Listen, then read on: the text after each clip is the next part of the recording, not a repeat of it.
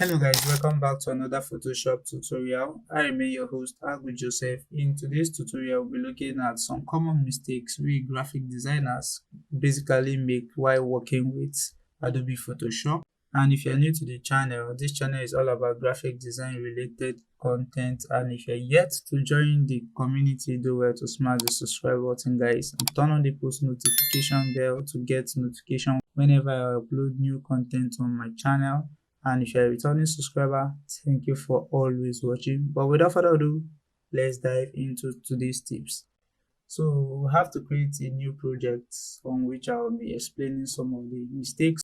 And tip number one has to do with not using the text box. Okay, so we are used to picking our text, to heading over and setting up our font style and the actual size we want, and heading further by left clicking and actually pasting the text we copied from a particular text file or a particular text document, and we have some of the information outside the canvas. Okay, and most of us are used to going to the end and using the enter key to actually adjust them this way, and this is totally wrong. Okay, so the best way to do this is to pick your text tools. Okay, left click and drag out this way like this. Okay, maybe I need it to be around somewhere here like this in my canvas. Okay, after that I'll just come over here and paste in the text. Okay, that is in terms of that. So you can also resize your text box into any dimension you want. Okay, and you can still edit the content of your text box. You can also increase the size of the text, heading over to your character panels and making some other modifications as well. You can also change the color of your text. Okay, so that is in terms of working with the text box. Tip number two has to do with converting a layer to a smart object. How do you go about that, and what are the benefits of converting a layer to a smart object? Okay, so one of the benefits, it enables you to maintain the image resolution whenever you transform it by hitting Ctrl T, scaling it up and down, okay, without losing its original resolution or quality of the image. So let me walk you through how I go about doing that. So I right click on the image and converting it to a smart object first. That is the first step, okay, to maintain good resolution of your image. So if you hit Ctrl T to transform it out, okay, this will also maintain its quality without losing its original quality. So the second benefit of converting your layer to a smart object has to do with when you're applying adjustment layers or applying filters to your layers. So I might choose to blur this image out of focus by applying a Gaussian blur.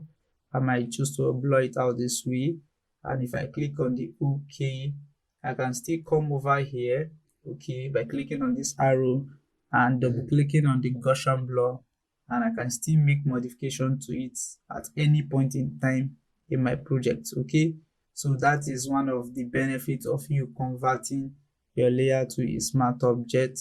But if you don't actually convert your layer to a smart object, let me rasterize it, or Ctrl Z to undo the changes. Okay, and I head over here to apply a Gaussian blur effect.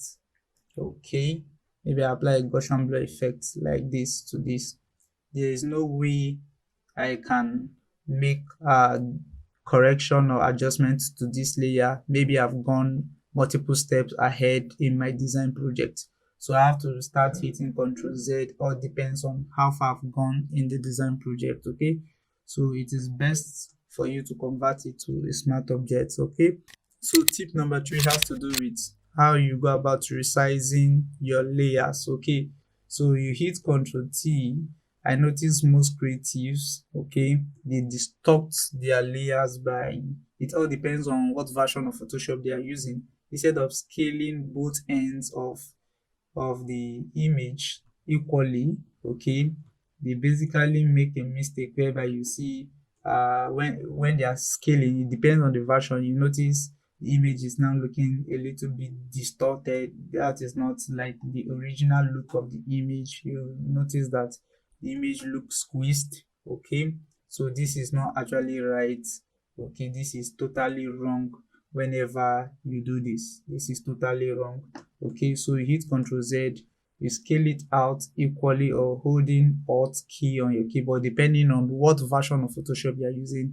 It enables you to scale out properly. So hit Ctrl T, holding Alt enables me to scale from the middle depending on what version of Photoshop you are actually using. Some versions, the keyboard combination might be different. So it is preferable for you to scale out uh, in the default resolution of the image. Okay, the way you brought it into the Photoshop, not you scaling it and screening out the size, making it looking distorted.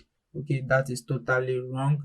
How to navigate your opacity and your fill. Okay, controlling the fill and opacity of a particular layer. Okay, we are actually used to coming over here, reducing it manually, but you can do this from your keyboard. Maybe I need to reduce the opacity of this layer to maybe 10. I can just hit 1 on the keyboard. By pressing 1 on the keyboard, it reduces this to 10%. If I need to return it to 100, I hit 0 on the keyboard, it returns it to 100%. If I need to reduce it to like 65%, I hit 5 and it reduces it to 65%. Okay, similar technique is applied to fill. So if I need to increase or reduce my fill, I hit shift. Maybe I need to reduce the fill to like 30. I'll hold shift 30. It reduces the fill. You can see this actually happens. Okay, so this particular technique is also applicable to other elements or other tools here. Maybe I intend to pick let me say the brush tool. Okay, you can see here I'm actually using the solid, the hard brush, the hard round brush, and these are the settings of the brush at the moment. So I can come over here after selecting the tool and control the strength of the opacity and the flows. Okay, you can hit 0 to return the opacity to 100, and you can adjust the opacity to 10 by hitting 1 on the keyboard, or you can choose to increase the opacity to 12 by hitting 1 and 2 on the keyboard basically.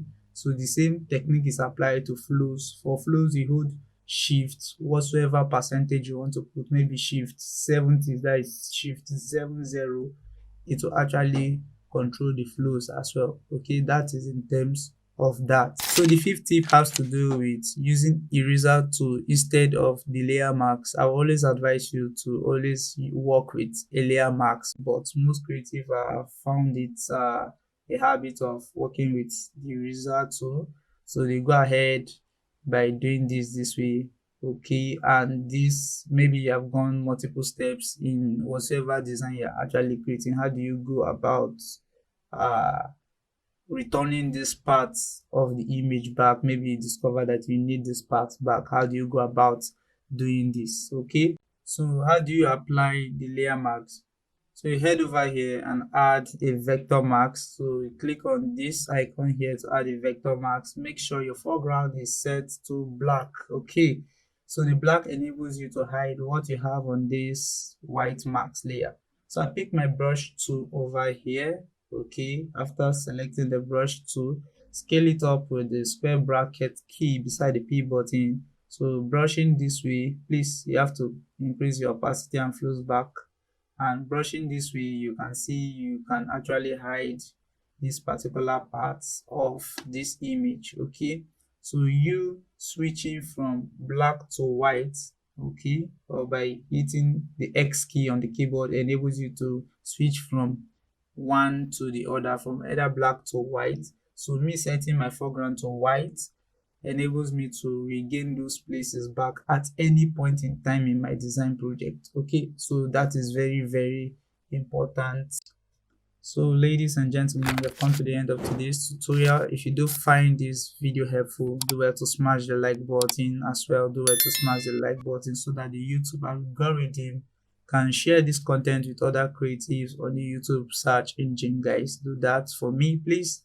If you are new to the channel, you can smash the subscribe button, guys. If you are a returning subscriber, thank you for always watching. If you have any questions, you can leave your questions and comments in the comment section, guys. And you can share this video with your friends who might need them. Thank you guys for watching, guys, and see you in the next.